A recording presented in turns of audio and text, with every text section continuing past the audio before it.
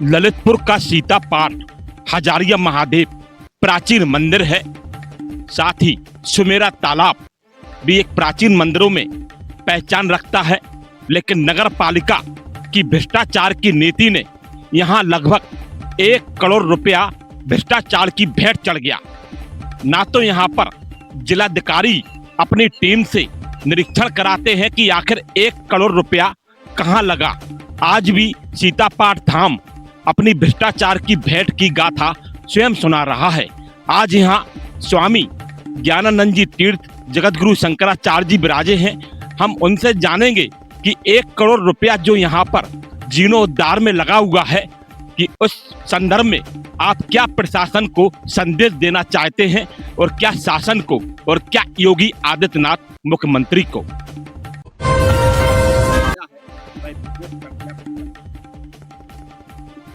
राज्य सरकार उत्तर प्रदेश के द्वारा 2007 से यहाँ पर जीर्णोद्धार के लिए जिला प्रशासन ललितपुर द्वारा और उत्तर प्रदेश सरकार द्वारा समय समय पर इसके जीर्णोद्धार के लिए व्यवस्था अर्थ की आती रही है। कई करोड़ों रुपया समय समय पर यहाँ पर पारित हुआ है, थोड़े थोड़े टुकड़ों में। किंतु आप सब देख रहे हैं, ये सीता कुंड पवित्र स्नान के लिए है। इसकी देखरेख 2007 से हम स्वयं देख रहे हैं। शासन के द्वारा जो सहयोग यहाँ उपलब्ध होता रहा है, वही प्रतिवर्ष उसी में थोड़ा उपचार करके छोड़ दिया जाता है और पुराने काम को नया दिखा दिया जाता है। इस बात का मुझे क्षोभ भी है, लेकिन जिला प्रशासन और राज्य शासन ने इस पर अभी कोई ध्यान नहीं दिया है। आखिर क्या कारण है ध्यान नहीं देती है राज्य सरकार? आखिर क्या कारण है ध्यान नहीं देती है जिला प्रशासन? और यहाँ पार्क भी बनना था, पार्क भी आज यहाँ पर नहीं बना हुआ है। अर्थ का अपना एक स्वभाव भी होता है। अर्थ अनर्थम भावै नित्यम, अर्थ अनर्थकारी होता है। शास्त्र की दृष्टि से अगर देखा जाए तो धनंच धर्मैक फलम यतो वै, धन का एक फल धर्म होता है। धन को पहले धर्म में लगना चाहिए, किंतु यहाँ धन धर्म में तो कम जाता है। जिस प्रकार से अजगर और मगर जीवों का ग्रास कर लेते हैं और उसका अवशेष नहीं बचता है, उस प्रकार से यहाँ पर जो राज्य सरकार और जिला प्रशासन की ओर से पैसा आता है, वो पूरा गप हो जाता है। ये बहुत बड़ा आरोप लगा है जगतगुरु शंकराचार्य जी के द्वारा कि भ्रष्टाचार की नीति के भेंट चढ़ गया सुमेरा तालाब, ललितपुर और सीता पाठ धाम। यहाँ पर कोई टेक्नीशियन सेवानिवृत्त जेई भी हैं, हम उनकी भी मंशा जानेंगे कि आखिर क्यों भ्रष्टाचार की भेंट चढ़ गया ये सीता पाठ धाम। सत्ता सरकार, ये जो सीता पाठ पर जो काम हुआ है वो भ्रष्टाचार की वास्तव में ही भेंट चढ़ गया है, क्योंकि इसमें जिस प्रकार का काम होना चाहिए था और जिस प्रकार का बजट आया था, उस प्रकार का इसमें पैसा नहीं लगाया गया है।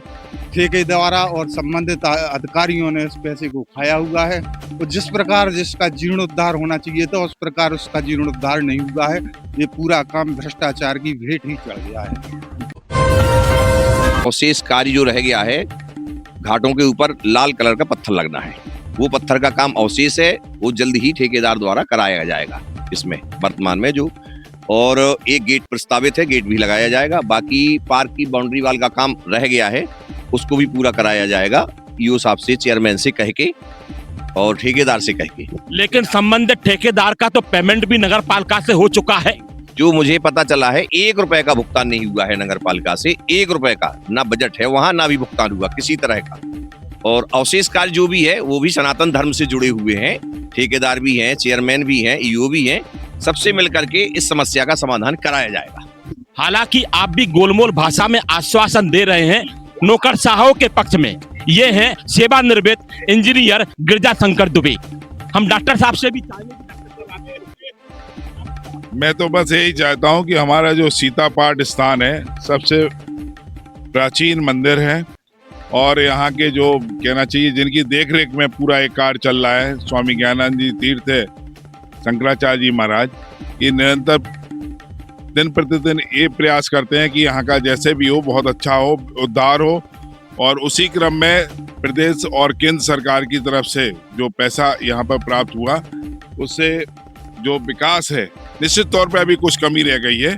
और अभी जो बात हुई महाराज जी, सही बात हुई है, और अपने जो पूर्व अधिशासी अभियंता रहे उनसे ही बात हुई है, और अपन लोग सब लोग मिलके, आप सब मिलके उनके लिए जहाँ जो कमी है, जो ठेकेदार। आप मानते हैं कि सवालों के घेरे में, भ्रष्टाचार के घेरे में नगरपालिका है?